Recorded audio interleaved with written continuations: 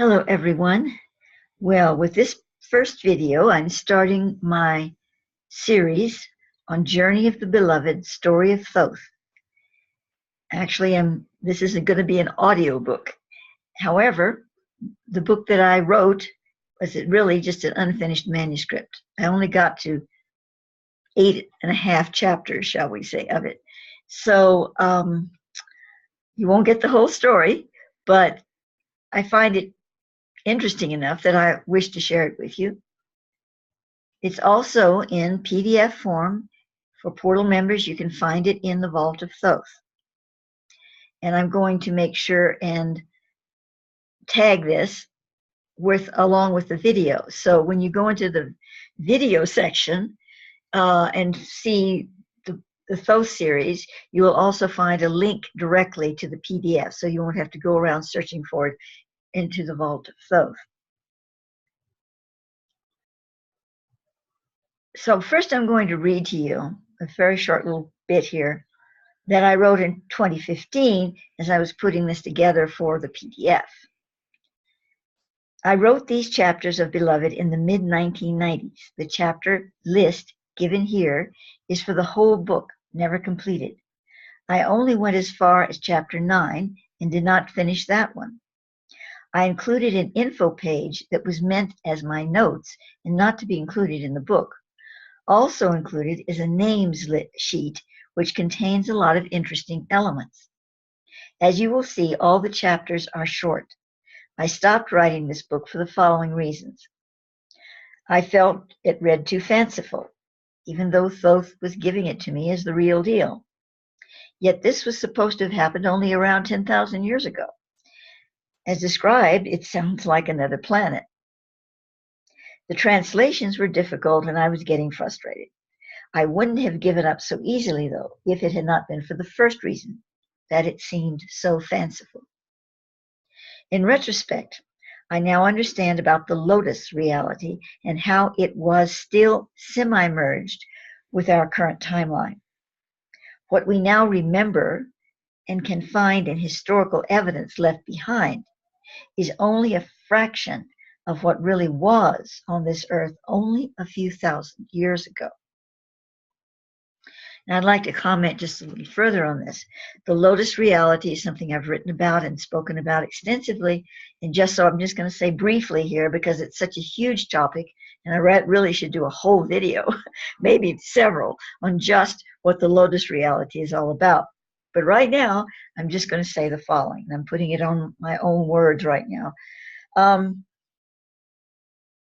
Thoth used to call it also the light forest, and then he started calling it the lotus reality.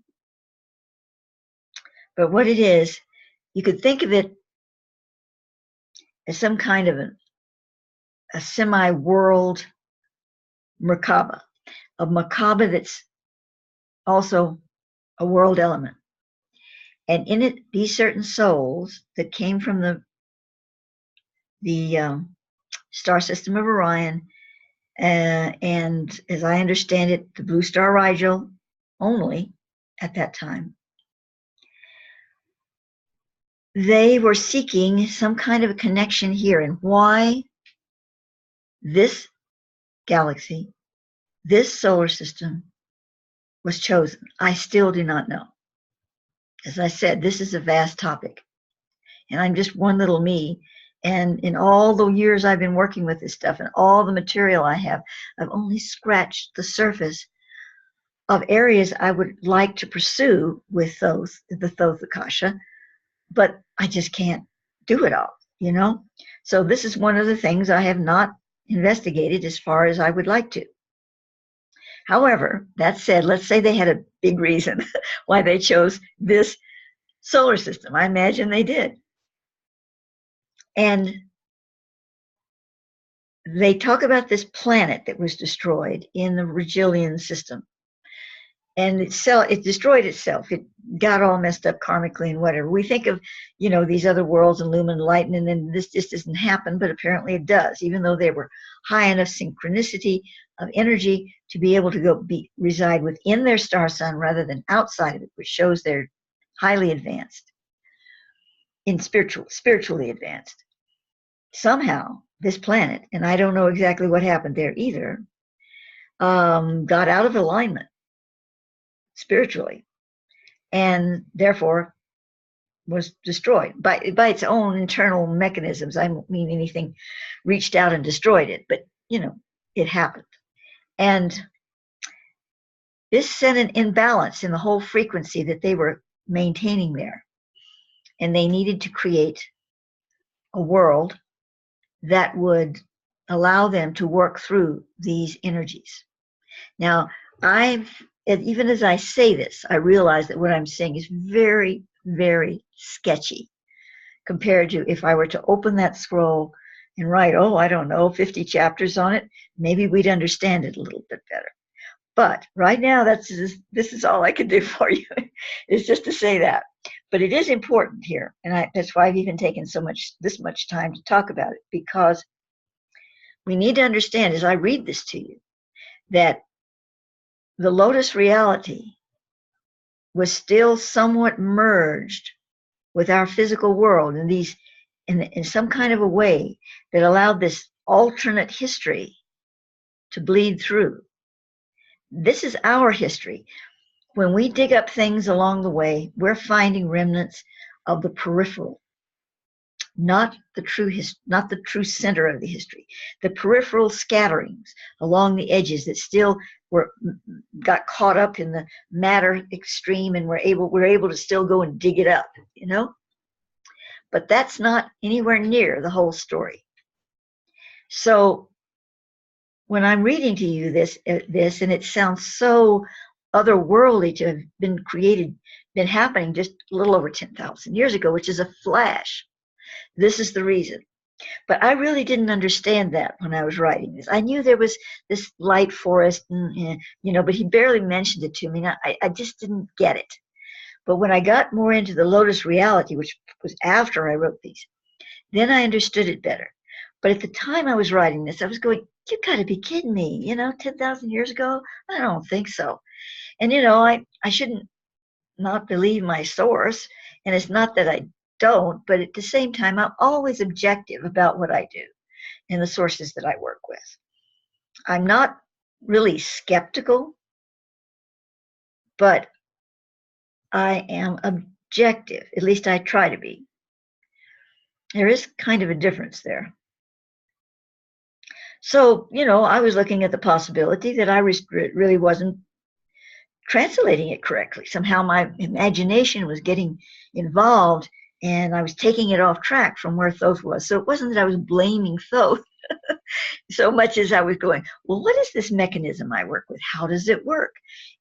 Am I really on target with doing this? Have I gone into some other space with this, and maybe I'm tapping into completely alternate reality? And if I am, what good does it do to write about it here? I want Thoth's real lifetime. And, there were all kinds of thoughts and feelings about, well, what is this? So I finally just put it aside. I had other work to do too, and I just no, if I can't feel good about them really getting the history of Thoth here as best as I can imagine I can do it, then I'm not going to do it. So that's why I put it aside. Now, if I was so inclined and I had the physical time to do so without having to make sure that I maintain monetary considerations, I would possibly get back to it. It's not, I was saying, I'll never do that, but I don't know, maybe I will. So that's all up in the air. But I wanted to explain what I've explained here so you understand several things that I've mentioned here about the time flow, the Lotus reality merging with this realm, why I didn't complete the book, and all of that.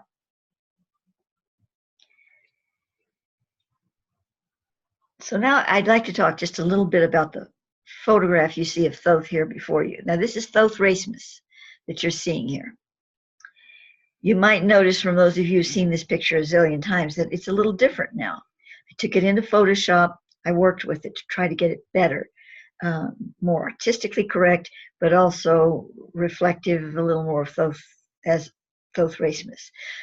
when I did the original artwork, which is mostly what you're seeing here, except for a little bit of touch-ups, this was done in Poser, and it was done a long time ago. It was done in 2001 or between 2000 and 2003, somewhere in there, closer to 2000, I believe. The Poser software, in that time was pretty primitive compared to what it would be now.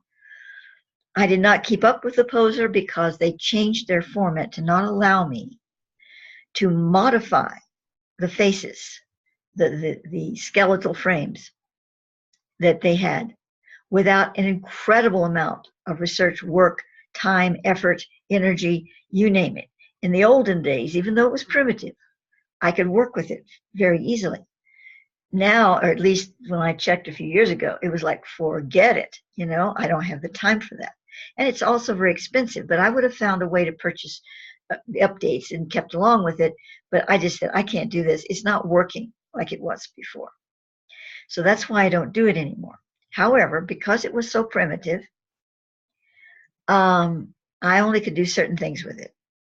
So the face you're looking at here, if the real Thoth Raismes was standing before you and you looked at this picture, you'd say, oh yeah, I can. Like if you had a lineup, which person is really Thoth Raismes, and you had this picture to go by, you could find which one was Thoth Raismes with it. You could find the one you say, yep, it looks like this. Sort of like someone that tells the criminal artist, to draw the picture of the burglar in the house, and they said, well, he had this face and it looked like this and that, and they draw a picture and they go out and they find the guy and it does look like the man they had the artist draw, even though the artist had never seen the person. So that's about how close it is. Because even though I knew if I had the tools, I could have made it more realistic and more really like the image, I just didn't have the skills and the right the sensitivity of art tools that I could use. So that said, I believe still it captures the essence of the man. And as I said, if you looked at this picture, you could point him out of a line. So there is an essence of it there for you. It gives you an idea. When I look at it even now, I feel the Thothic presence. I can see him in this image. He did look a lot better than this. And his hair was much lighter. The eyes, I just went in and worked on them a little bit with some coloration, but you really can't see it that well on the screen. They were blue, but they had a very golden-like tint to them. And as I'm looking at this image, even though I worked on it to get that gold out more, it really doesn't show up that much. They weren't actual gold, though. They were blue with this gold sheen. And, I just couldn't get it very well. And even with my redo, it doesn't look that great. But it will have to do. So let me see if there's anything else. I am going to include an ending that talks about some of these extra things on the end. But on the front part, I think I have everything I wanted to share with you before we begin. Oh, no, there is one other thing. There is one other thing. And that is just to read the chapter titles to you. Because I was given these chapter titles before I even started writing the book.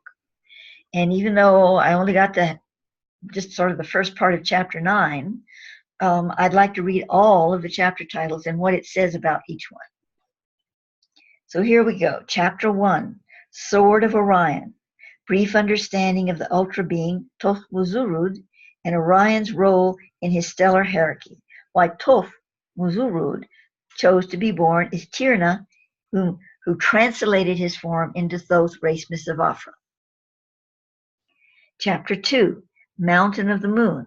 Holy place where Thoth as KYI'RA was born and spent his childhood and young manhood. History of the mountain and valley itself.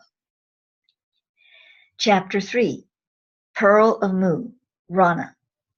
Thoth's mother and father, a brief history of their origins and past, their meeting and sacred marriage, the murder of Thoth's father by the black magicians, his mother's marriage to the sage of KYI'RA. Chapter 4, Tiger's Milk, Thoth's birth and the prophecy surrounding it, his dedication in Egypt, his youth as Tirna, his early relationship with his brothers and sisters. Chapter 5, The White Falcon, Thoth's journey of initiation, his receipt of the White Falcon, and the bestowing of his name Raismes. His mother gives him the sacred relics of Thoth Muzurud, which would have been his previous incarnation. Part 2, Chapter 6, The Plain of Nimh. Thoth leaves the sacred mountain valley of his birth and enters the Nubian desert, where he builds his first temple as Raismes of Aphra. Raismes is revealed as Thoth Muzurud and given the title of thrice great by, Abebegetos. I'm going to call him that. The great priest seer. Chapter 7, Thrice Great. The thrice great Thoth returns to the mountain of the Mu. The thrice great Thoth returns to the mountain of the moon to take the Ark of Grace to Atlantis. That's the sacred Ankh. His mother with the other Thoth at the river. His mother, oh my gosh, let me try that again. His meeting with the other Thoth at the river. This other Thoth is the negative version. Chapter 8, The Harp of Atlantis. Thoth Raismes returns the Ark to Atlantis, his home there. So it's about returning the Ark, and it also describes a little bit about his home at Atlantis. Chapter 9, Temple of the Dolphins. Thoth takes the Ark to the Temple of the Dolphins. Now that's the chapter that I started, and that was the end. I haven't written anymore. So everything you're going to hear now from this point on, I haven't written yet. Chapter 10, Jewel in the Sky, the marriage of Raismes and Letta. Chapter 11, The Deluge, Thoth's preparations for the deluge, taking the ark to Egypt, the days of the deluge. Chapter 12, Temple of the Lion, Thoth's reconstruction of the Great Pyramid, the secret chambers of Thoth, rituals and mysteries of the temple, journey to Mount Shasta. Chapter 13, The Black Magicians, Thoth's first wife and 2 of his sons are murdered by the black magicians. You know, this was really hard for me to take. It was very shocking for me when I heard this. Thoth's father, his first wife, and 2 of his sons were murdered by these black magicians. I'm thinking, he's a solar lord. How could he let this happen? You know, I mean, it seems like that just wouldn't happen. But it did, apparently. This is what he's given me then, and I continue to receive that. That was the case. Okay, chapter 14, City of On. Thoth's life and work in the city of On, later to become Heliopolis, his healing arts and alchemy.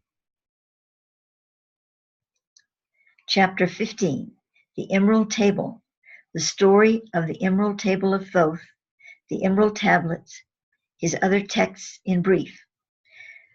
All of these texts were written by him through light transport. Literally, the light language came out of his heart chakra, heart-mind chakra, and were written in his Akashic record. Then scribes would, trained to do so, or instinctively, like I am, because I feel that I'm one of his scribes, would tap into that and retrieve that information. Now, there were times, of course, I mean, Thoth knew how to read and write. He would take up a pen and write something, but not his sacred works. And there were times when, of course, when he was speaking before people, that his scribes would write down what he said. So there were those instances as well. But his true sacred texts were flame written.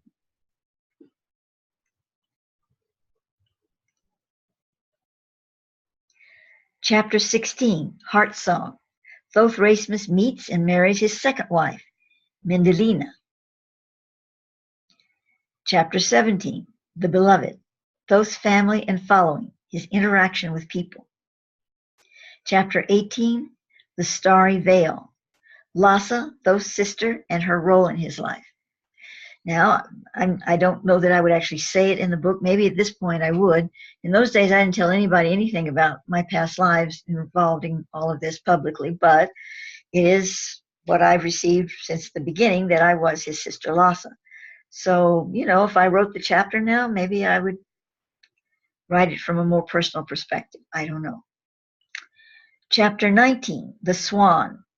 The last days of Thoth's life as Raismes of Aphra, his retreat, his ascension. It's interesting that Thoth titled it The Swan. I don't know why, but of course we have the Swan nights now in our Sholar and Templars. So it's just interesting. Chapter 20, The Risen One. Thoth becomes an illuminary of the inner earth. Chapter 21, KYI'RA Star, Thoth's future role with the earth. Okay, so that's the way it lines up. So I believe I will conclude this introductory video, and we will begin with chapter 1.